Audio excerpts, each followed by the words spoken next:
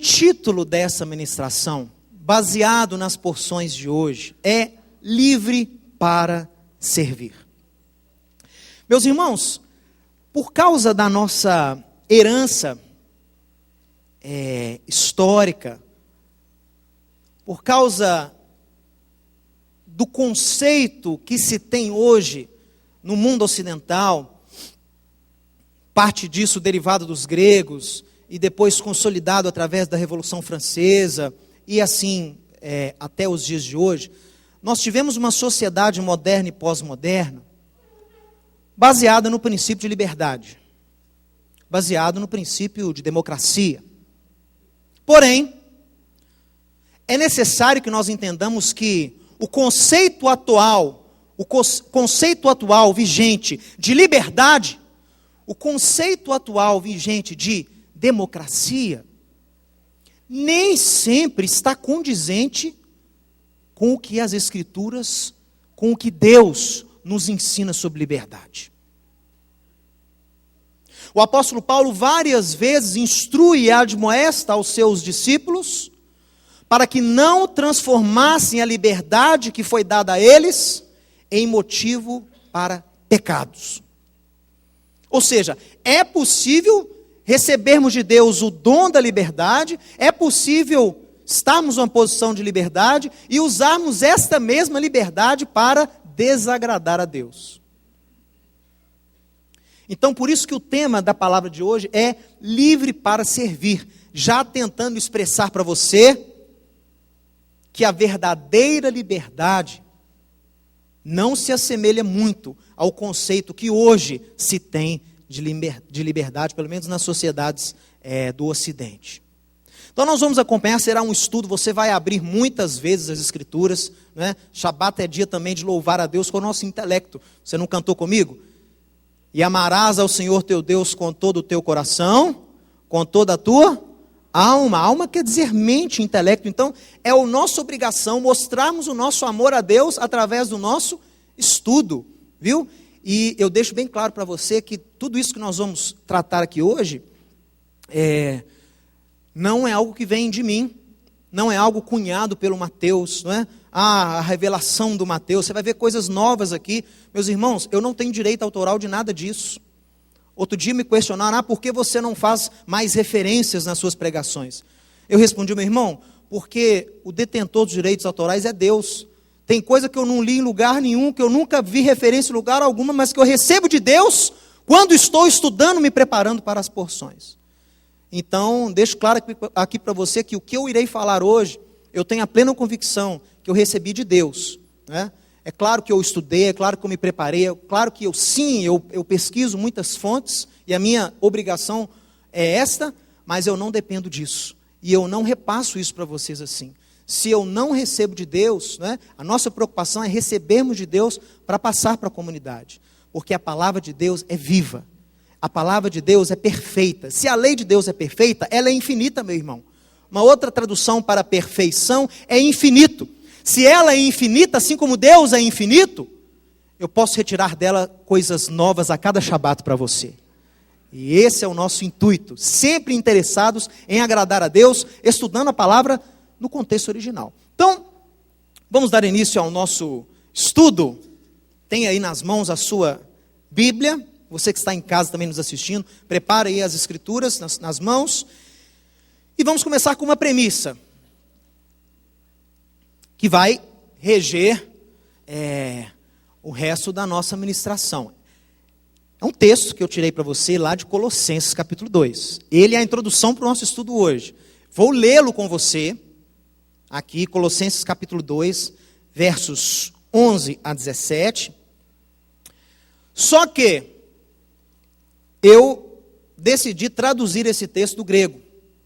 Eu não sou professor de grego, sou professor de hebraico há 15 anos, sei um pouco de grego, defendo que é necessário a pessoa que ensina a palavra de Deus saber um pouco também de grego, porque as instruções do Novo Testamento foram escritas em grego por pessoas que eram de origem judaica, com exceção de Lucas. Então essas pessoas colocam um certo hebraísmo no idioma grego.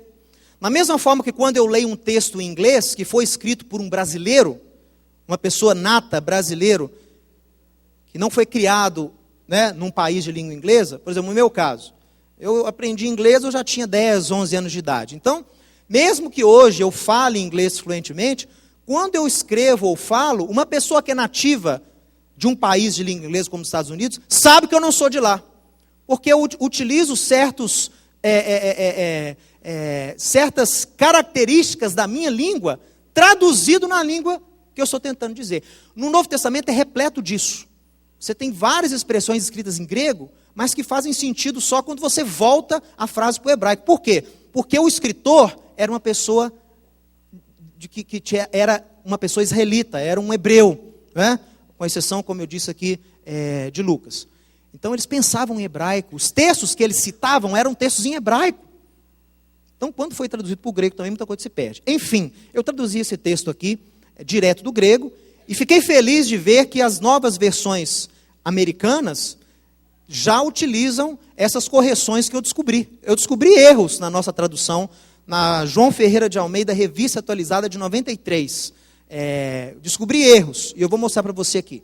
Olha, Colossenses 2,11, acompanha aí você que está em casa também. Nele, em Cristo, vocês, Paulo referindo-se ao não-judeus, também foram circuncidados, não por intermédio de mãos, mas na separação do corpo da carne. Para aí agora, olhe para mim bem rapidinho. Paulo está argumentando para pessoas que não eram de origem judaica, provavelmente pelo contexto aqui de Colossenses, porque eles estavam sofrendo algum tipo de discriminação, tanto de pessoas gregas quanto de pessoas de origem judaica. Vamos descobrir que discriminação que era essa. Pelo início do argumento, eu já tenho uma dica de qual era essa argumentação. Se Paulo vira para a pessoa e fala assim, olha, em Cristo, meu amigo, você também foi circuncidado. Qual era então a acusação que eles estavam sofrendo? Vocês não são circuncidados. Então, a gente já sabe, né, que, por associação, que esta era a acusação que esses colossenses estavam sofrendo. Vocês não são circuncidados. Quem poderia fazer uma acusação dessa em relação a esses gregos? Judeus ou não judeus? Judeus, não é? Se você começa a fazer uma coisa que é típico da casa de Israel, você não é circuncidado, está fazendo alguma coisa que é típico dos circuncisos, alguém vai te falar, olha, você não é circuncidado. Continuar. Em Cristo, vocês também foram circuncidados, não por mãos, mas da separação do corpo da carne. A circuncisão retira-se pele, né? É um corte que é feito, retira-se a pele, separa-se um pedaço de pele. Paulo está falando, fazendo essa análise meio anatômica, que o quê? Da mesma forma, vocês em Cristo tiveram a carne separada do corpo de vocês. Aqui ele se refere aqui quando ele diz carne. A inclinação do mal. Ou seja, a circuncisão de vocês também existiu quando vocês tiveram a inclinação do mal separadas do seu corpo. Quando vocês, em outras palavras, quando vocês nasceram de novo. E isso é chamada circuncisão de Cristo. Tendo cancelado, Cristo cancelou o registro de dívida que era contra nós judeus. Olha só. Então, existia uma dívida, existia uma acusação, existia uma falta presente sobre o povo de Israel que constava de dogmas. Dogmas aqui refere-se a leis de homens, não refere-se à lei de Deus. A leis de homens. Então os judeus fizeram para si regras que eram contrárias à palavra de Deus e que estavam incidindo sobre eles como dívida, como falta. E Paulo fala que em Cristo, essas ordenanças, que era prejudicial, nos era prejudicial, ou seja, a nós judeus, Cristo removeu inteiramente esse registro de dívida, encravando na cruz.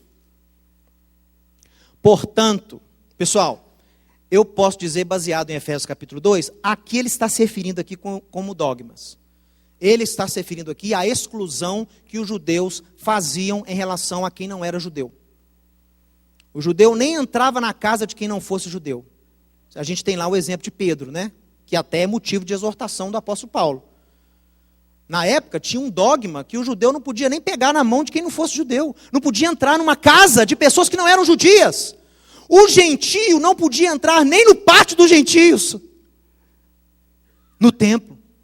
Havia uma restrição até mesmo para os que eram tementes a Deus. Havia um muro, uma mureta, de cerca de 1,5 metro de altura, ao redor do templo, que eles construíram depois, dizendo o seguinte: qualquer não-judeu que passar dessa mureta será responsável pela consequência que se seguirá.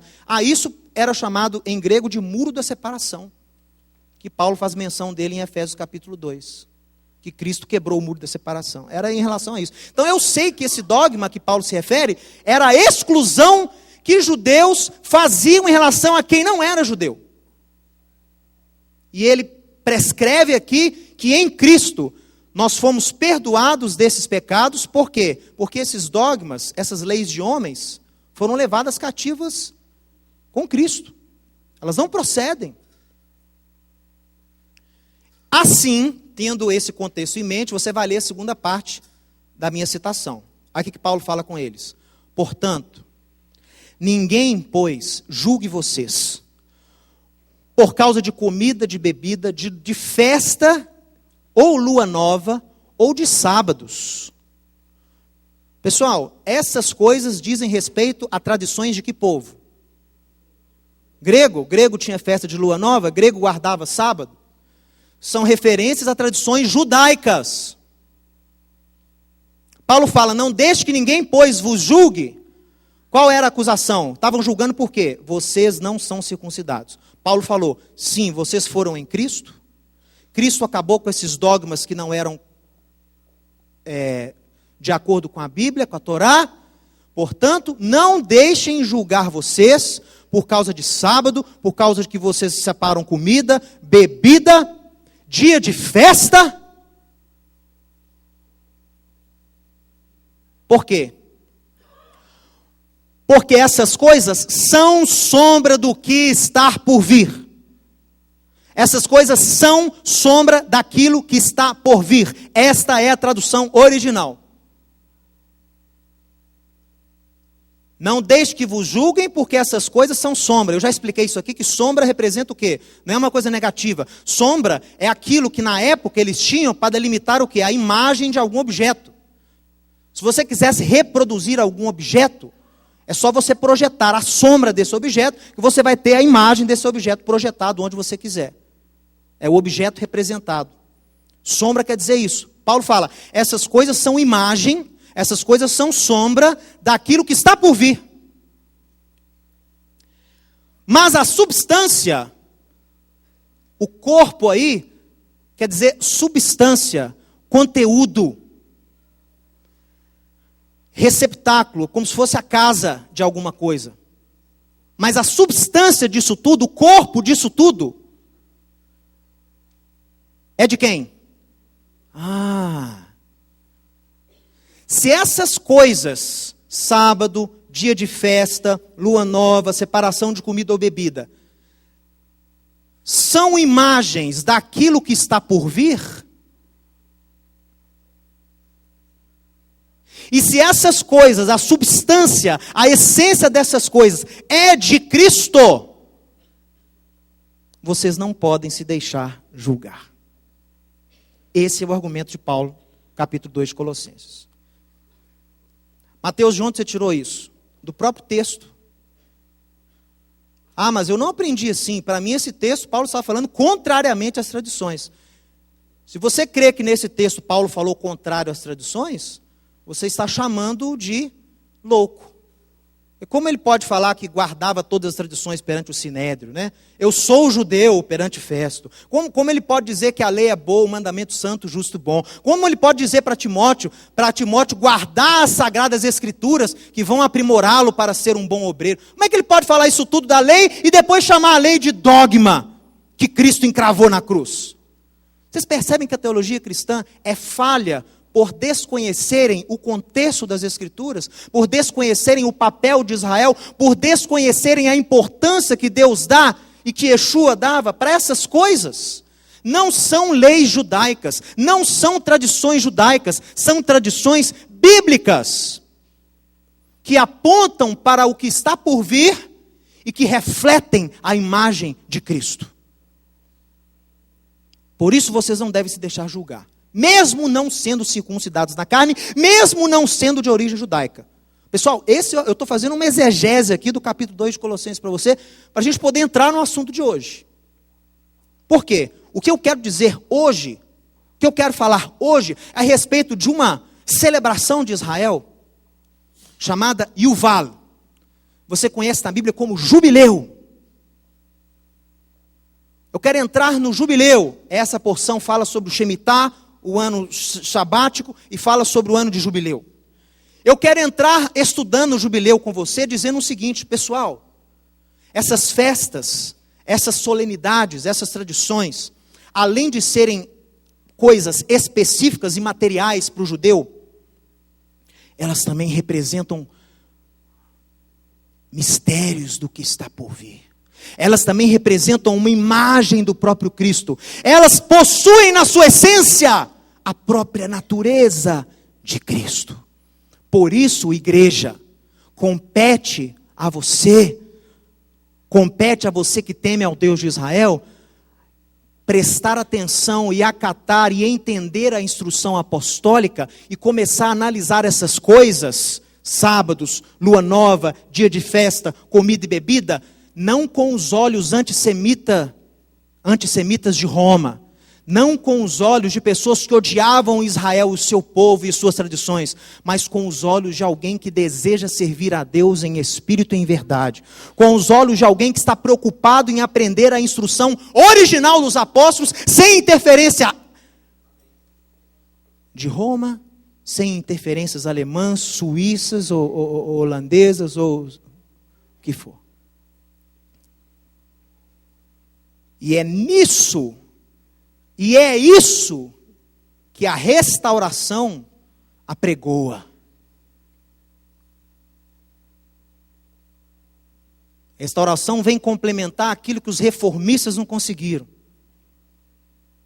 Tentaram, fizeram um bom trabalho, mas nesse aspecto aqui, não entenderam. Ontem mesmo recebi um e-mail de um jovem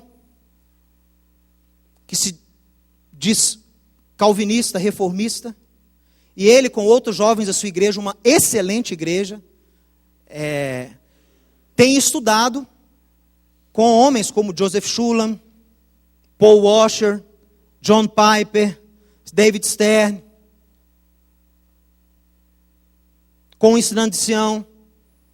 E ele disse o seguinte: analisando a palavra desses homens, para que voltássemos ao evangelho original, eu fui obrigado a rever os meus conceitos reformistas. Eu fui obrigado a rever aquilo que Lutero interpretou, que Lutero e Calvino interpretaram em relação a textos como esse. E nós, na nossa comunidade, começamos a guardar as festas, como um memorial.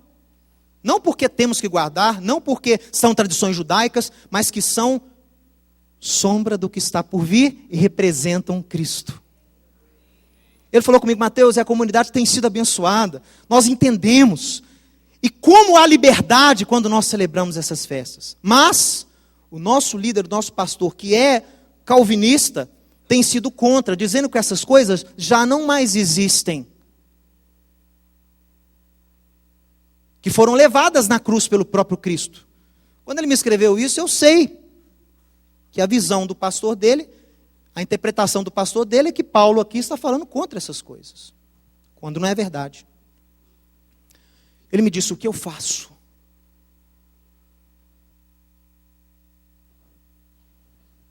Toda palavra profética, toda palavra de retorno, toda palavra de exposição, ela gera uma reação. Além de gerar uma reação, ela gera uma oposição. Nenhuma palavra profética de Deus ao seu povo foi recebida 100% de braços abertos. Nenhuma palavra admoestativa e profética de Deus é recebida com 100% de concordância. Porque mexe em estruturas antigas. Você está entendendo? Mexe em alicerces velhos, mas que ainda resistem. E que são protegidos com unhas e dentes.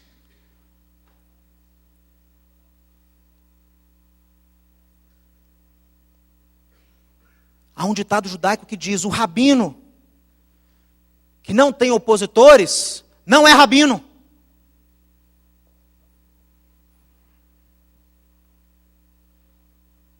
No dia que eu li isso, eu falei: realmente eu tenho uma vocação rabínica. Quem sabe um dia. Mas o ditado continua: e o rabino que só tem opositores não é homem. Ou seja, sim, uma palavra de Deus, uma instrução, uma condução de Deus na sua vida, vai gerar contra você opositores. Mas vai gerar muito mais parceiros na visão. Vai gerar muito mais discípulos do que opositores. Essa é a proporção. Jesus tinha árduos inimigos, ferrenhos opositores, mas a grande maioria de Israel seguiu o Filho de Deus. Oposição a gente sempre vai ter, mas ela sempre será a minoria. Às vezes no início, a pessoa só tem o respaldo de Deus, mas à medida que ele vai conduzindo a sua palavra, Deus vai o quê? Revelando e ajudando, e a palavra vem a ganhar audiência. As pessoas ouvem. Então isso tem que estar claro para a gente entrar no nosso estudo aqui. Por que eu vou estudar jubileu com você? Pelo mesmo motivo que eu celebro Páscoa com você, mesmo você não sendo judeu. Por que eu vou estudar jubileu com você? Pelo mesmo motivo que eu vou celebrar Pentecostes na semana que vem com você. Que essas coisas são de Deus. Deus fala lá em Levítico 23 que essas festas são minhas solenidades. Se são dele, possuem a essência dele e servem para abençoar a sua vida.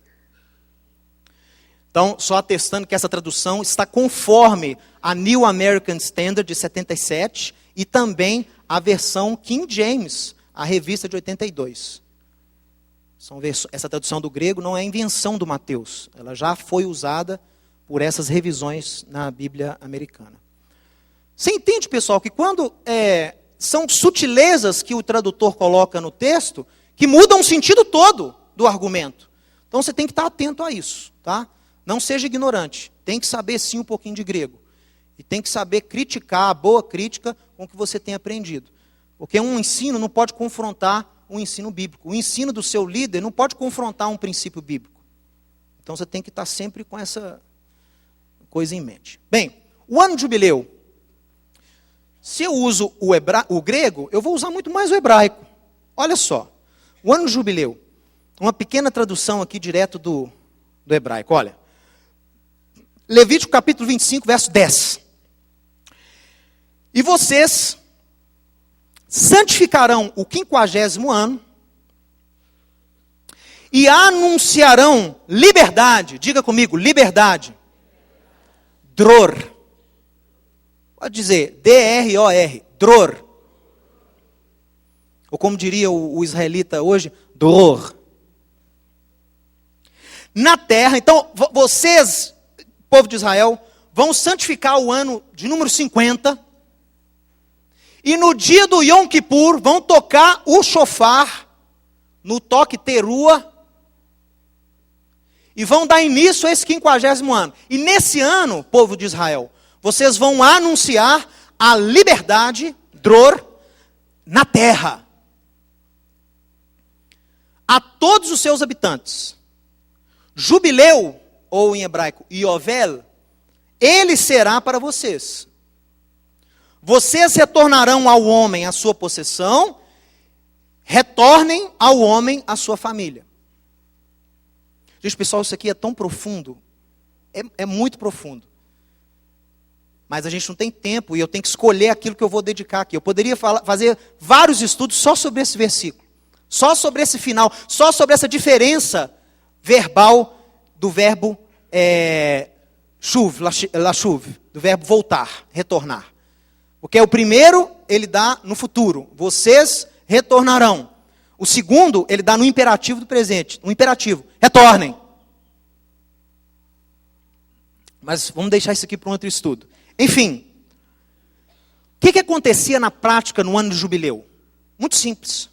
Era uma intervenção estatal na sociedade. Era uma intervenção drástica do Estado, do governo, na sociedade, na economia, nas propriedades, nas cadeias, nas relações entre servo e senhor e empregado, tudo.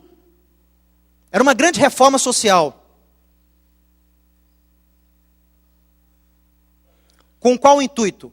O intuito de restaurar a sociedade israelita como aos moldes de quando ela foi criada.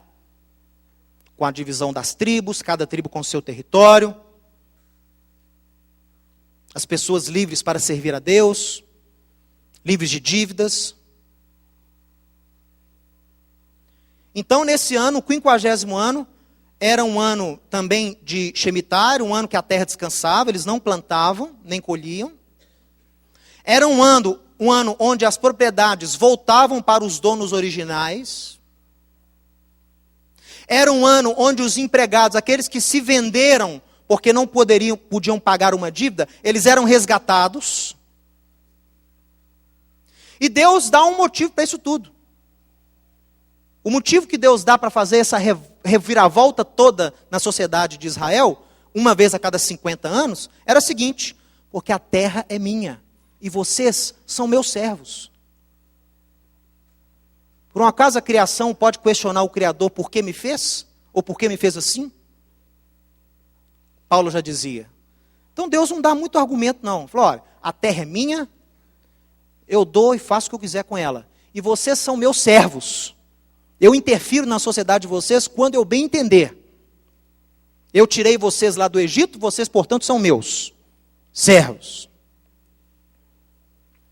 O motivo é esse. Então, esse ano de jubileu era um ano muito especial na comunidade de Israel. Né? E a própria palavra Yovel, jubileu, ela é uma palavra muito difícil de ser traduzida. Porque ela literalmente significa carneiro. Mas a gente sabe que está referindo isso aqui ao chifre de carneiro. Mas ao mesmo tempo ela pode significar louvor. Lá de Jubal, lembra? Jubal, o primeiro que fez lá instrumentos em Gênesis. Se eu não me engano, no capítulo 4. Esse Jubal é uma referência ao louvor a Deus. E Jubal escreve igual jubileu, é a mesma palavra, só muda as vogais. É uma palavra enigmática, mas que trata do seguinte, olha, refere-se ao som que anuncia, no caso o chifre de carneiro, shofar, também chamado na Septuaginta de o toque da liberdade, assim que ele foi traduzido na Septuaginta para o grego. O ano de jubileu chama o toque da liberdade. E esse jubileu representa o que, pessoal? Jubileu também pode significar conduta, correnteza. Eles usam também para ribeiro. A palavra Yuval até usada para ribeiro também. Conduta. Então, esse jubileu era o que, pessoal? O que acontecia? Ele representa, além das práticas que eram utilizadas, o que ele representa? O que o jubileu representa para você e para mim hoje? Mas por que, Mateus? Ele não é mais celebrado em Israel, não? Não. O ano sabático a cada 7 anos é celebrado em Israel o ano sabático. Se eu não me engano, o último ano sabático foi 2008. Foi o último sabático.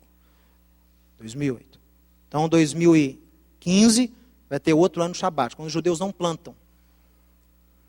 É interessante quando você vai comprar nos supermercados, você tem a opção de escolher frutos de campos que guardam um ano sabático e frutos de campos que não guardam o ano sabático. Você pode escolher. Se você for mais religioso, você vai na seção, está escrito lá, aqui guarda-se o Shemitah, o ano sabático, de 7 em 7 anos. Aqui são produtos de um campo onde o proprietário não guarda o Shemitah. Aí uma vez viajando com o Rabino Shulam, eu passei num campo de religiosos. E era ano de Shemitah. Eu falei, Joe, mas por que eu estou vendo trator? Por que eu estou vendo o pessoal plantando, colhendo aqui? O que está acontecendo perto do Mar Morto? Ele falou assim, não, Mateus, os ortodoxos fazem o seguinte, no ano de Shemitah, que eles não poderiam estar colhendo nem plantando, eles alugam um campo para uma pessoa que não é judia. E aí eles têm uma porcentagem do lucro. Pessoal, isso é lei de Deus ou isso é dogma?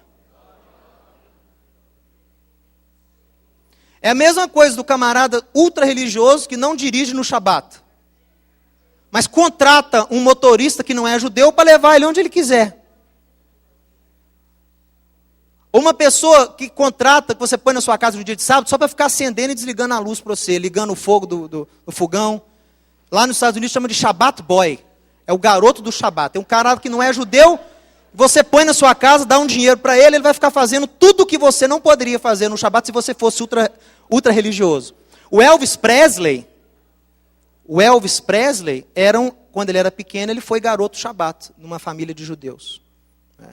Então, enfim, jubileu é isso, pessoal. Jubileu é o anúncio de uma atmosfera onde Deus restitui ao homem o seu status original. Como é que eu sei disso? Pela premissa lá do início do capítulo 25. Vocês retornarão ao homem a sua possessão, o que é de direito dele.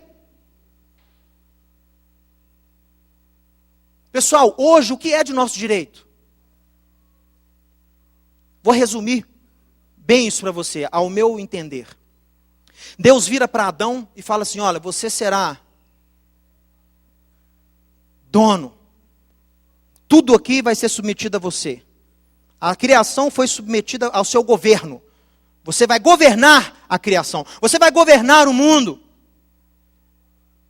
Você vai cuidar dele.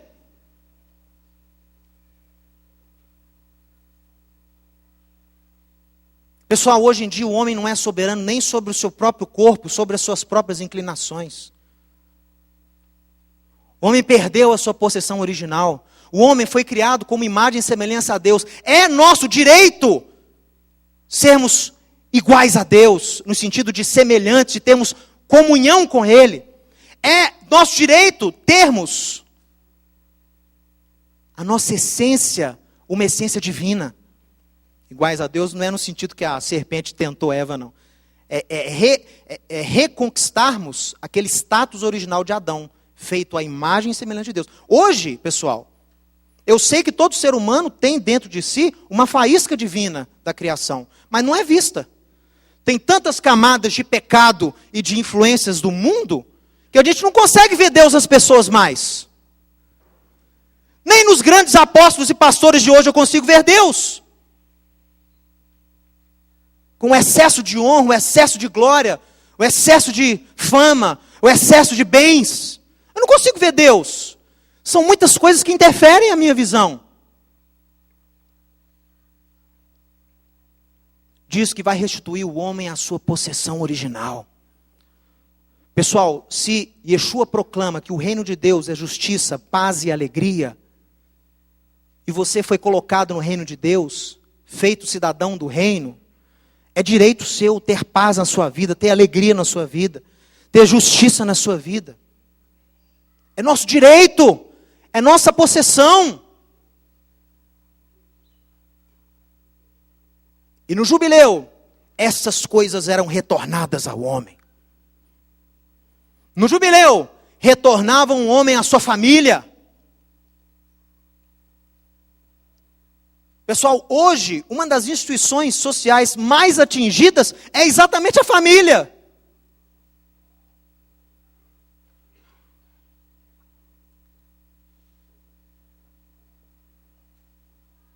Retornar o homem à sua família. Retornar o homem às suas possessões. E nós temos... E é também um tempo de louvor, né? Um tempo onde o louvor é entoado. Isso também é comum e era presente no ano de jubileu. Jubileu representa a soberania de Deus sendo aceita por todos os homens da terra. E quando uma pessoa se submete a Deus, ele louva a Deus. Essa é a regra bíblica. Os reis que se submetem a Deus, se prostram e louvam esse Deus. Por isso que Davi escreve tantas vezes que o teu louvor será visto em toda a terra. Subam as nações, cantem as nações, louvem as nações. Ele está referindo-se também a uma atmosfera de jubileu. Todos agradando, servindo, louvando a Deus. Então, louvor faz parte do jubileu. Agora, pela sabedoria judaica, isso aqui eu consultei um pouquinho o Talmud, para poder aprender mais, é um negócio o seguinte, jubileu fala de liberdade. Proclamareis a liberdade. Como nossa interpretação de hoje sobre liberdade está tão distorcida, eu fui ver lá o que os rabinos da antiguidade diziam sobre liberdade. E olha o que eu descobri. Que existem dois tipos de liberdade. A primeira é essa que nós lemos aí no livro de Levítico em relação ao jubileu. Dror. Dror. Mas que tipo de liberdade dror se refere? Olha aqui comigo. Dror é uma palavra que significa também andorinha. Olha só. Andorinha, dror.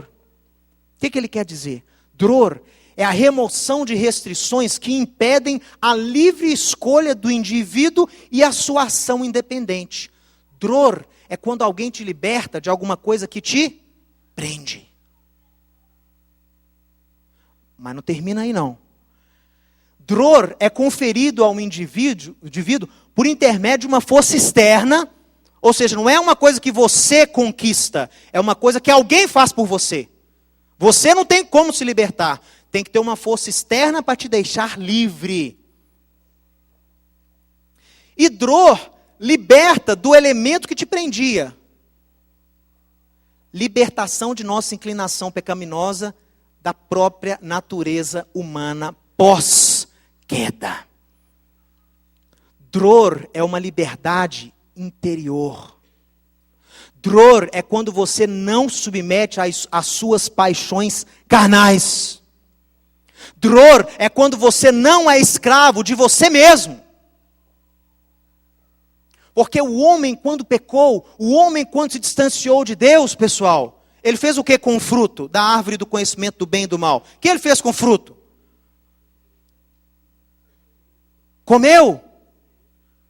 Isso é simbólico, pessoal. Significa que ele pegou a referência do mal, Etzdat Tovará, a árvore do conhecimento do bem e do mal. Ele pegou aquilo que era uma natureza pecaminosa, tipificando a própria desobediência, o pecado, aquele fruto, que na tradição judaica não era maçã, era o figo. Porque o figo é digerido mais rápido. E ele pega aquela fruta e come. E quando aquela fruta que simboliza o pecado é digerida pelo seu organismo, é levada pelo sangue para todos os seus membros, o que acontece com a natureza do pecado? É internalizada no homem. O homem passa a ter dentro dele uma tendência que o faz desobedecer a Deus. A isso os rabinos chamam de inclinação para o mal. Paulo chama de carne. Paulo admoesta, vocês têm que sujeitar a Cristo as suas inclinações carnais. A isso que ele está se referindo. Paulo, como bom rabino, sabia usar muito vocabulário rabínico. Está dentro de nós, pessoal. É a natureza que Adão nos deixou de presente. E ela sempre estará dentro de você, até que você receba um corpo novo. Que ela faz parte do corpo humano agora. O sujeito não nasce com o pecado, ele nasce com a natureza para pecar. que vai direcioná-lo a pecar. Como Deus fala para Caim, não é? Se você age bem, tudo vai dar certo. Mas se você age mal, eis que o pecado jaz à porta. Ele será, o teu desejo, Caim, a sua inclinação, Caim, será contra você. Mas cabe a ti, Caim, o quê? Dominá-lo. Essa é a nossa natureza, pessoal. Até recebermos corpos novos, nós vamos conviver com essa inclinação para o mal dentro de nós. E essa liberdade anunciada no jubileu é exatamente a queda do domínio dessas inclinações que você carrega em você, para que você possa servir a Deus sem interferência nenhuma. A liberdade apregoada no jubileu é uma liberdade que muda a sua natureza. Ela não tira a natureza do pecado de você, mas ela deixa com que você o quê? Domine-a. Se você se enche do Espírito de Deus nessa liberdade, você não satisfará as vontades da sua carne. Porque elas existem.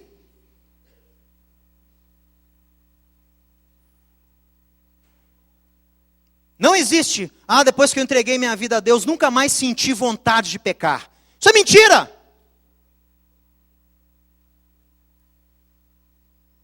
Mas desde que você se entregou a Deus, essa vontade de pecar não domina mais a sua vida. É diferente, pessoal. Você recebe interiormente uma nova natureza. O jubileu é o novo nascimento. O jubileu é quando você se enche do Espírito de Deus através do veículo que eu vou mostrar aqui. E a sua natureza interna é alterada. Ao invés do desejo para o mal dominar a sua vida, o desejo para o bem domina o desejo para o mal. O Espírito milita contra a carne. E na posição correta, meu amigo, você vai estar sempre o quê? Ganhando a briga.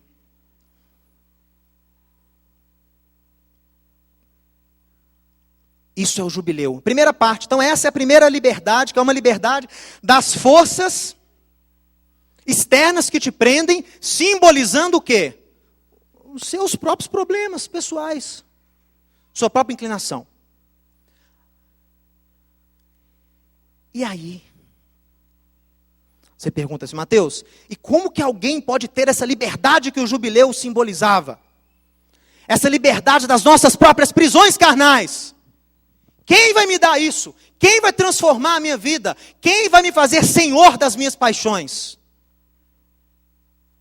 A dica está lá em Lucas capítulo 4. Yeshua, se eu não me engano, voltou de Nazaré. Ou voltou de Cafarnaum, agora eu não me lembro. E Nazaré, entrou na sinagoga, foi em Nazaré. Entrou na sinagoga de Nazaré, como era o seu costume, num dia de sábado. Lucas capítulo 4.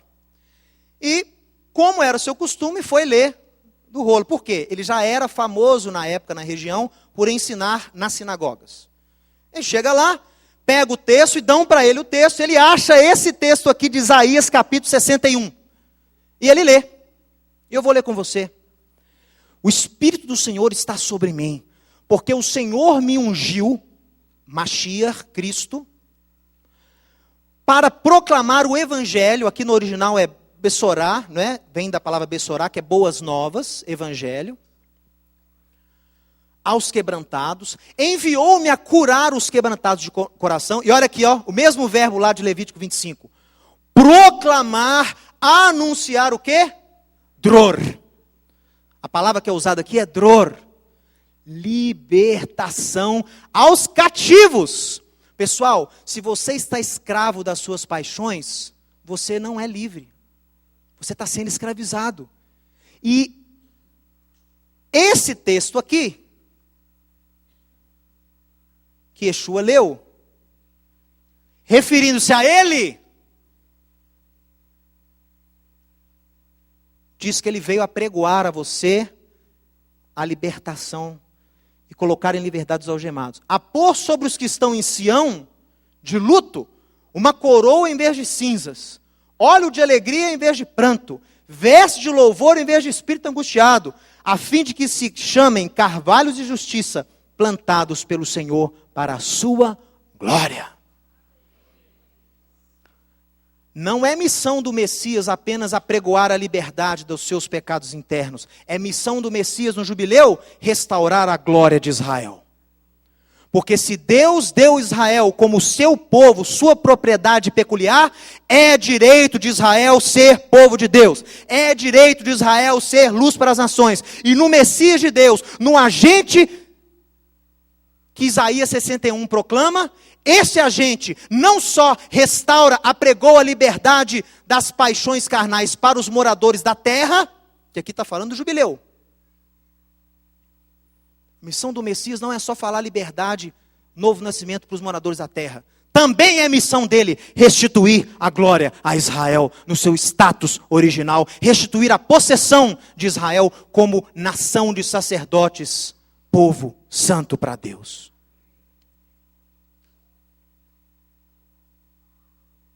Acho interessante que as pessoas falam sobre o jubileu, todo mundo fala sobre liberdade, né? Libertar os cativos, soltar dos grilhões os aprisionados, mas ninguém fala a segunda parte da profecia, que é restaurar Sião, restaurar a glória de Sião, será luz novamente para as nações, brilhará, serão chamados o quê? Carvalhos de justiça, plantados pelo Senhor, restituirei a glória de Sião.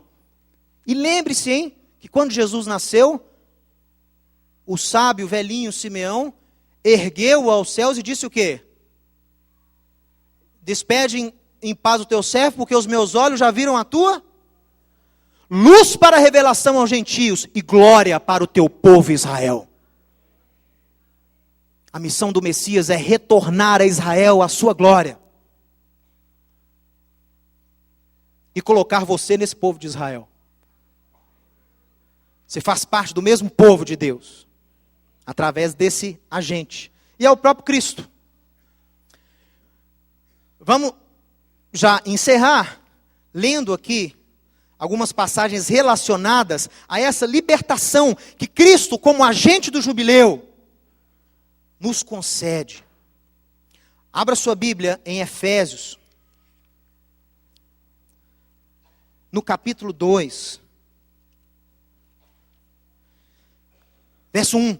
Ele vos deu vida, estando vocês mortos nos vossos delitos e pecados, nos quais vocês andavam antigamente, segundo o curso deste mundo, segundo o príncipe da potestade do ar, do espírito, que agora atua nos filhos da desobediência, entre os quais todos nós também, judeus, andávamos segundo as inclinações da nossa carne, fazendo a vontade da carne e dos nossos pensamentos. Éramos por natureza, filhos da ira, como também os demais. Olha, pessoal.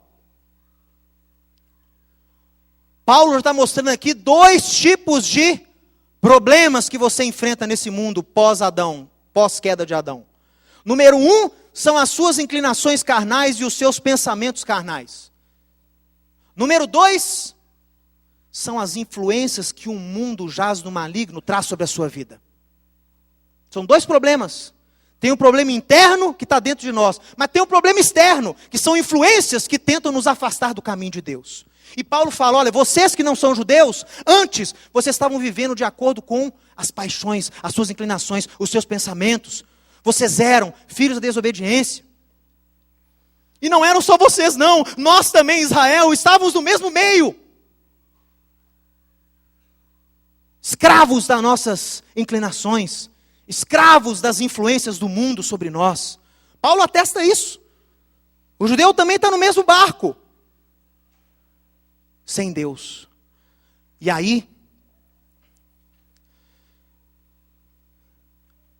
ele fala que em Cristo, nós somos salvos e vocês também são salvos. E temos o quê? Em Cristo, essa natureza pecaminosa dominada em nossas vidas. Então Paulo prova que Cristo é o veículo dessa liberdade que o Shemitah apregoa. Nós temos também esse texto aqui de Tito, no capítulo 3. Olha só. Paulo falando dele dele, do povo judeu. Por isso que ele usa nós. Olha o pronome, nós. Todas as vezes que Paulo usa nós, está se referindo-se a Israel. Vós está se referindo a não-judeus. Porque nós, Tito 3,3, nós também éramos nécios, desobedientes, desgarrados, escravos de toda sorte de paixão e prazer, vivendo em malícia e inveja, odiosos e odiando-nos uns aos outros. Quando, porém, se manifestou a benignidade de Deus, nosso Salvador, e o seu amor para com todos, não por obras de justiça praticadas por nós, mas segundo a sua misericórdia, ele nos salvou mediante o lavar regenerador e renovador do Espírito Santo, o qual foi derramado ricamente sobre nós por intermédio de Yeshua HaMashiach, nosso Salvador.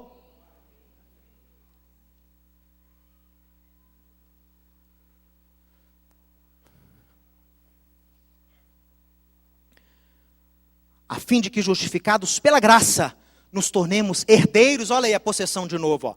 Assim que você foi liberto, você vai se tornar novamente herdeiros segundo a esperança do Olam Rabá, da vida eterna. Lembra que prestou atenção no início das palavras? Essa libertação que foi apregoada sobre a sua vida, das paixões da sua carne, ela não foi conquistada por você não. Ela foi um agente externo que tirou isso de você. Por isso que ele fala que não por obras. Essa libertação você jamais merece. Ela é pela misericórdia e graça de Deus. A libertação de você mesmo. Só que, avance comigo aqui. Nós temos, além desse tipo de liberdade, nós temos uma outra liberdade. Diga para o seu vizinho, Herut. Herut. Herut, pessoal. Diferente daquela primeira liberdade que alguém tem que vir de fora e causá-la em você. Diferente da primeira liberdade que você se liberta dos suas próprias paixões. Herut é diferente. Olha o que é Herut, liberdade, no contexto original. É a injeção na vida do sujeito de propósitos e valores, fazendo com que ele seja aprimorado, qualificado e protegido da escravidão, da sedução do mundo. A Herut exige a participação do indivíduo e está relacionada com a lei de Deus. Olha. Então a libertação que você recebe da sua natureza pecaminosa, essa vem do agente do jubileu, do resgatador, do redentor, Yeshua. A liberdade que você tem, que a Bíblia chama de Herut, do mundo, das tentações do mundo, é uma coisa que depende de você. É uma liberdade que você conquista. Ah, Deus, como assim? É uma liberdade, pessoal, das influências de fora. Veja só, é possível você ter tido a primeira liberdade e ainda assim andar em contaminação no mundo. É o que Paulo chama de crente carnal. Ele nasceu de novo, mas como ele anda muito próximo, influenciado pelo mundo, ele acaba pecando e aquelas inclinações voltam para a vida dele, a dominá-lo. Então há um tipo de liberdade que você conquista mediante o quê? Mediante a observância da lei de Deus. Isso que eu estou falando é muito sério. É liberdade. Você só é livre se você não é escravizado pelas suas próprias paixões e se você não é dominado pelas paixões do mundo. Só assim uma pessoa é livre. Só assim uma pessoa está 100% apta a exercer o livre-arbítrio.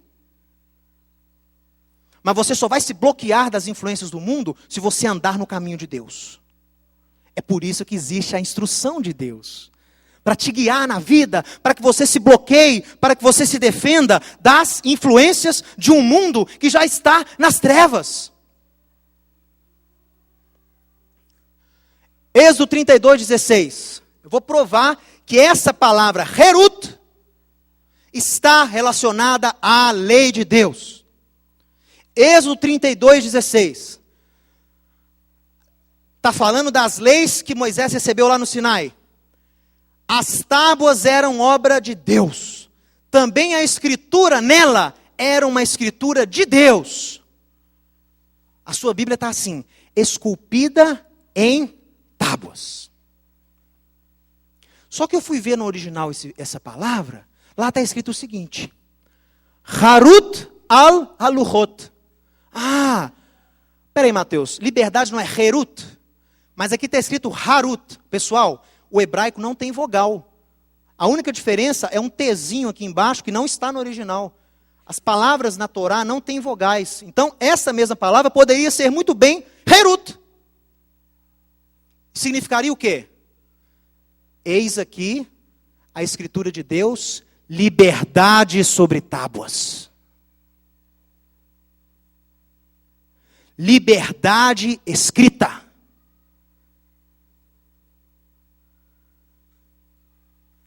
Ou seja, aquele que anda nos desígnios de Deus, será verdadeiramente liberto das paixões desse mundo, porque o quê? Estará sendo guiado pelos princípios divinos que estão na lei de Deus. Isso não é justificação por obras, pessoal. Justificação é a primeira liberdade. Isso aqui é conduta certa nesse mundo. É saber como se posicionar, saber como agir.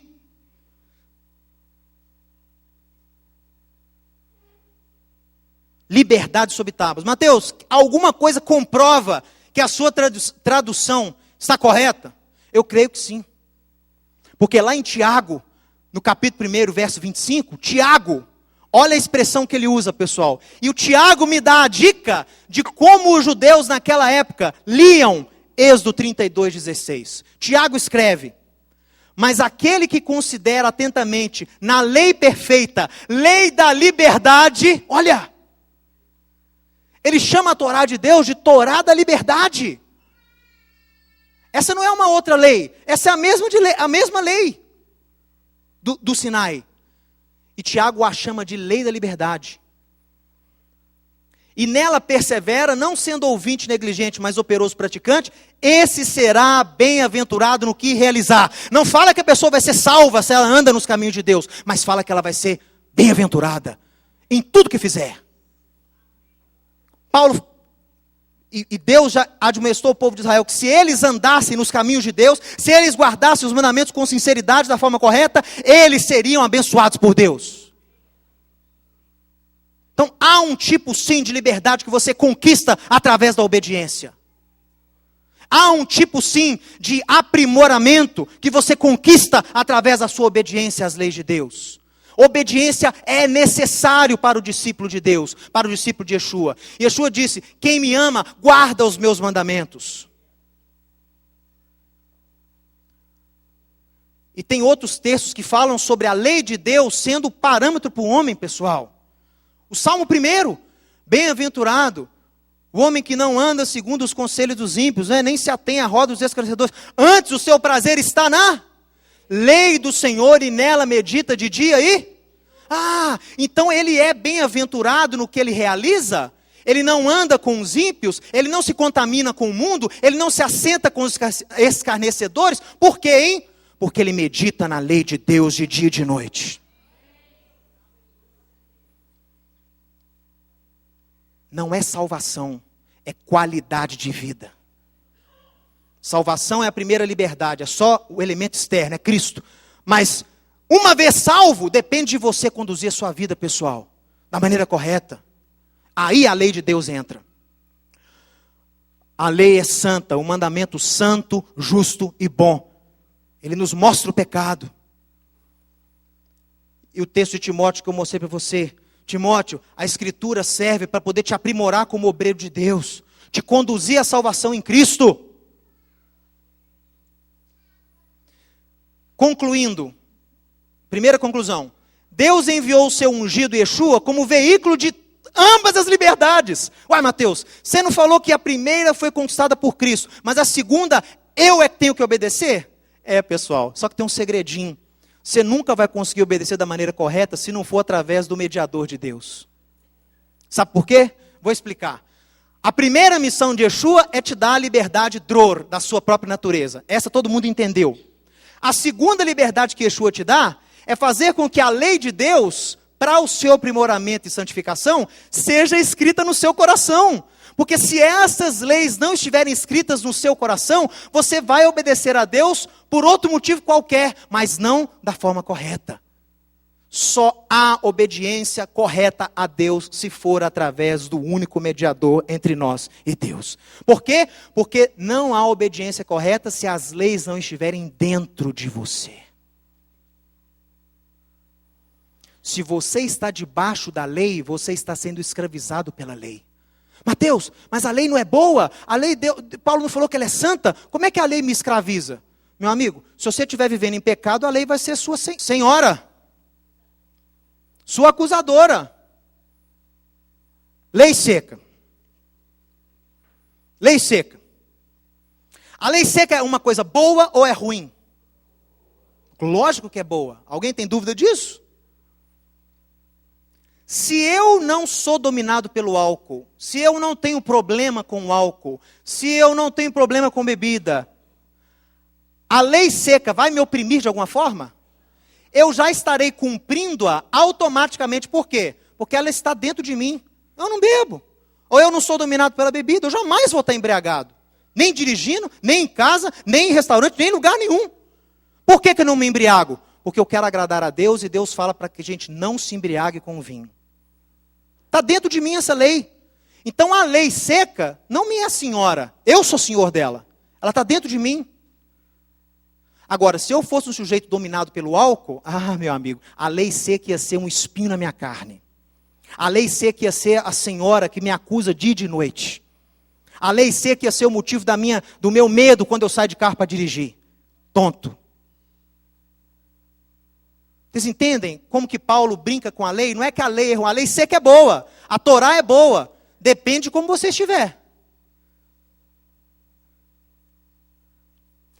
Bom, e aqui Jeremias 31 mostra que a nova aliança é o próprio ungido escrevendo a lei no seu coração, mudando a sua natureza e fazendo você obedecer o quê? Da forma correta e com a capacidade de obedecer a Deus. Então, pessoal, não tem escapatória, é só mediante Yeshua mesmo, resumindo a palavra.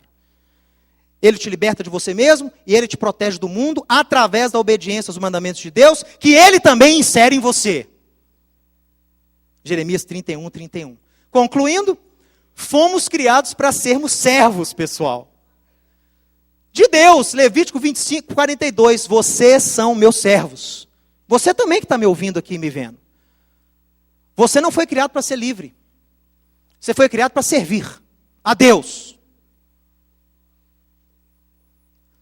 Está na nossa natureza servir. E todos nós servimos a alguém. Ou servimos a Deus, sendo livres das nossas inclinações e da sedução do mundo, porque só os servos de Deus possuem a verdadeira liberdade, pois conseguem exercer o seu livre-arbítrio sem influências internas e externas. Só quem serve a Deus é livre, pessoal, porque não tem nada apurrinhando ele, não tem nada dominando ele, ele é 100% livre para servir a Deus, não tem nada influenciando, só tem livre-arbítrio quem serve a Deus. Que coisa interessante, né? Os que servem a Deus recebem vida em abundância. Deus ainda promete. Se você escolhe servir a Deus, alegre-se. Deus é um Senhor bondoso para você. Ele promete vida. Ou você na sua vida está servindo a Deus, meu amigo. Eu não sirvo ninguém. Não existe isso. Ou você está servindo a sua própria natureza pecaminosa. E o príncipe desse mundo, o qual, já te adianto, é um Senhor cruel que vai te escravizar e vai te levar à morte. Faça a sua escolha, se você não fez ainda. Você está servindo a quem na sua vida? Todos nós fomos criados para servir. Todos nós temos na nossa natureza a necessidade de servirmos a Deus. Só podemos ser livres, verdadeiramente, se escolhemos servir a Deus. Eu quero que você fique de pé para ler essa última frase comigo, dizendo o seguinte: Só há liberdade verdadeira quando a criação serve ao seu Criador.